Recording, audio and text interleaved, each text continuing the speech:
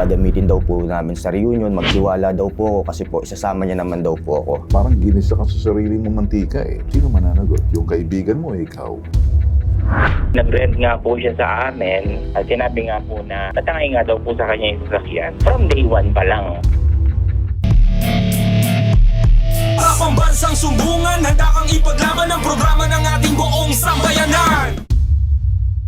Okay, kakaibang sumbong ho to mga boss. Kaya lang kami ho sa Bitag since 2005 na inkwentro na po namin iba't ibang sumbong kapareho po nito. Meron pong rent tangay. Meron pong hiram tangay. Meron pong sinasabing sinasanla tapos pagkatapos binibenta tapos tinatangay. San, ben, tangay.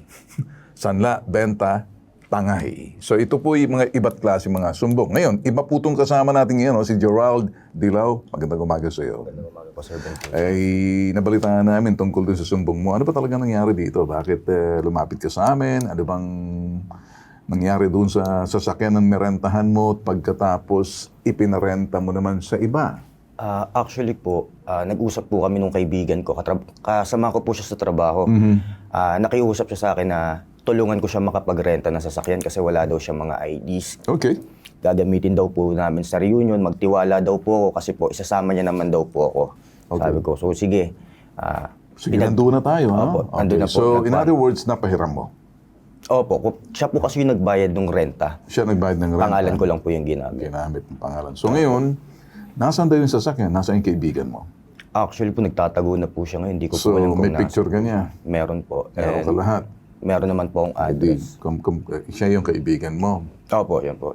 So, ano ngayon ang sinasabi ng taong hiniraman mo, yung owner ng sasakyan sa car rental? Anong napaliwanag mo ba? Napaliwanag ko naman po So, sa anong kanya. nangyari sa paliwanag Pero mo? ang sabi po sa akin ng may-ari ng car rental, sabi po sa akin ni Sir Nino is, ako daw po talaga yung mananagot. Ano ba sa palagay mo? Ah, Ikaw ba'y mananagot?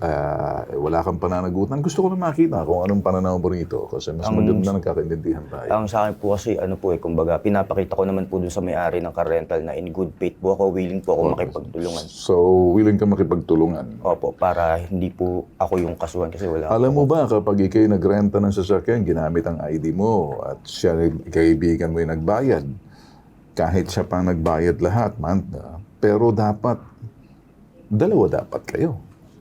Pati rin siya, joint kayo.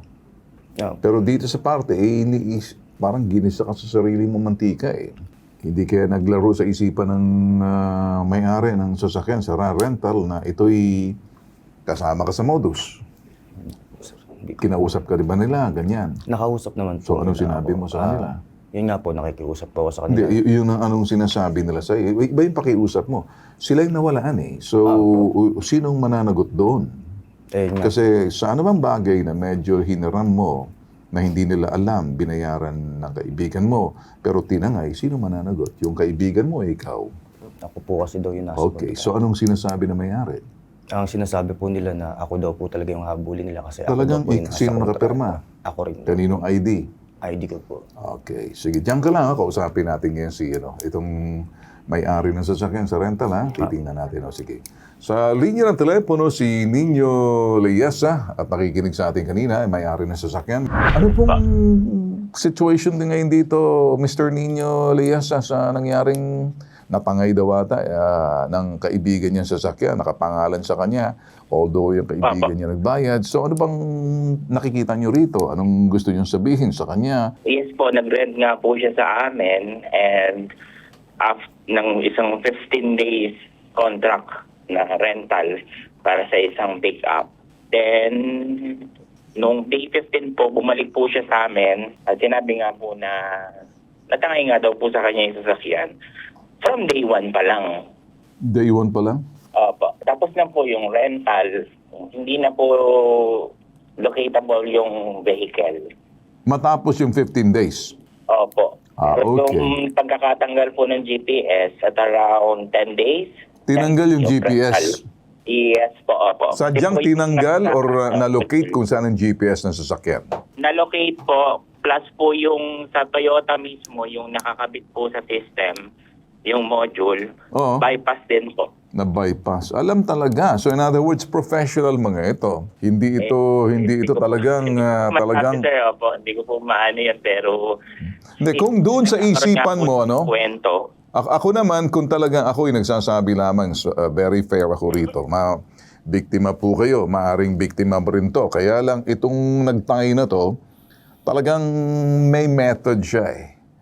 Meron siyang methodology, na-locate niya yung GPS, alam niya pati yung box na sinasabi mo, na-override niya, professional to. Mga typical to doon sa mga sindikatong nirerentahan, sa kaibigan, tinatangay, ang tawag niyan rentangay. Sige, sa parte po to, alam po natin talagang rentangay ang ginamit dito, which I think kabisado ng mga highway patrol to. Pag sinabing rentangay, nung araw pa po to, ano? Nag-level up lang sila. Sir, sandali lang po muna, ano? Nakaabot na po siguro tong kaso na tong parang nirentahan tapos tinangay. Nakikita niyo sa ganitong klaseng kaso, ma'am, ano? Normally, anong ginagawa ng highway patrol? Especially pag nag-report na, kilala po yung nagrenta, tinangay, hindi po ito yung typical na parang the definition of, stolen while parked, unknown kung sinong nagnakaw, or forcibly taken na hindi mo kilala, carnapping po talaga yun. Ha? Pero dito ngayon, I don't know kung may bagong definition ng carnapping. Ito ba'y magfo-fall dyan sa ganyang klaseng kaso na to na pinag-uusapan natin ngayon, ma'am? Yes sir. Yan po ay, ang tawag po, tama po kayo, tawag po natin dyan ay yung rentangay. So, isa po yan na kung saan magre-rent po yung isang tao, and then after ilang days, hindi na po magpapakita, hindi na po makukapta, at hindi na rin po isusoli yung sasakyan. So, ang ginagawa po natin dyan, pag na-report po sa atin ay pinapaalam po natin sa lahat ng ating mga, para po ma-inform yung ating pong mga units, para po pag ma-tsempahan po yung sasakyan ay ma-recover po natin. Okay, so naka-alarma na po ito, ma'am, parang ganon. Yes po. Alright. Opo. So, anong kaso po ito sakaling ma-recover, ma'am? At kung sino in possession of that, kung sakaling na-alarma tapos nakita, ginagamit. Ano pong normally ginagamit para maintindihan po ng mga nanonood po sa atin? Well, usually po, karnapin pong itinakaso natin dyan. Okay. But most, yung mga, usually pag ganyan po, nauwi po siya sa estafa. Estafa, okay. Hindi po siya magpo-fall po doon sa the traditional carnapping. Okay. So parang, ang dating, ma'am, parang car theft lang. Kasi po, initially, nagkaroon sila ng contract. Yes. Opo. So parang estafa, which is qualification, parang car theft lang na somebody that you know. Nakilala mo, yung nagnakaw. Yes po. Alright. Unlike dun sa carnapping, unknown kung sino yung personality. Opo. So forcibly taken, stolen, malparked, wala kang talagang alam dyan. Yung talagang plain carnapping. Dito, dahil sabi nyo nga, kilala. So magpo-fall pa rin siya doon, hindi sa carnapping, kundi estafa. Pero parang definition, parang car theft na ninakaw nila. Pero hindi, kasi ninakaw ng kakilala. Tinangay, parang ganun, ma'am. I see, okay. Opo, sir. Kausapin uli natin yung may-ari. Ninyo, nandiyan ka pa ba, Ninyo? Yes po, sir. Okay, ninyo ganito, parang nasa local police pa rin yung kaso ninyo. But I think papasok na rito yung highway patrol na dapat malaman nila para may sagawa yung all points bulletin o alarma kung saan man yan, kasi malaki po yung highway patrol. Luzon, Visayas, Mindanao po yan. Pag nag-alarma, nakakasiguro po tayo riyan. Siguro that's the first thing. So, anong balak mo ngayon dito sa nagreklamo ninyo? Sasampahan mo ba ng kaso si Gerald or nakikipagtulungan naman siya? Actually po, sir, bilang as part of the process po sa company, the case is already filed na po. Kanino po naka-file? Doon sa kay Gerald? Prosecutor po sa Malolos. Sa kay Gerald? Against Okay, Gerald kay po. Gerald. So parang lumalabas, naka-file ang case sa prosecutor. Ano pong final ninyo, estafa? Carnapping po and estafa. Carnapping, estafa. Pero na-define na nila kanina ang carnapping, yung talagang hindi mo kilala. Pero dito sa part na to, siguro para sa iyo, parang carnapping kasi lumalabas. Alam mo ba kung bakit?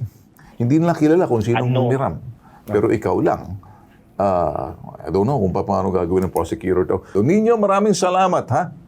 Salamat po. Alright. Si Lieutenant Colonel Citadel, nandiyan ba ba? Ma'am? Yes po. Yes Ma'am, po, sir. thank you so much, ma'am. Ina-expect po natin ay na-file na raw ata nila, ma'am. So, but thank you so much for, informing the public. Thank you so much for the information, education, pagdating po sa mga ganyang kaso. Ma'am, maraming salamat. Mabuhay po kayo. Pumunta ka na. Eto na, ha? Hindi namin trabaho na kuhanan ka ng abogado. Karapatan mo, dahil inaakusahan ka, na magkaroon ng abogado. Okay? Kung wala kang abogado, dahil akusado ka, may libreng abogado sa Public Attorney's Office. Okay? Okay po, sir. Para pambansang sumbungan, handa kang ipaglaban ang programa ng ating buong sambayanan.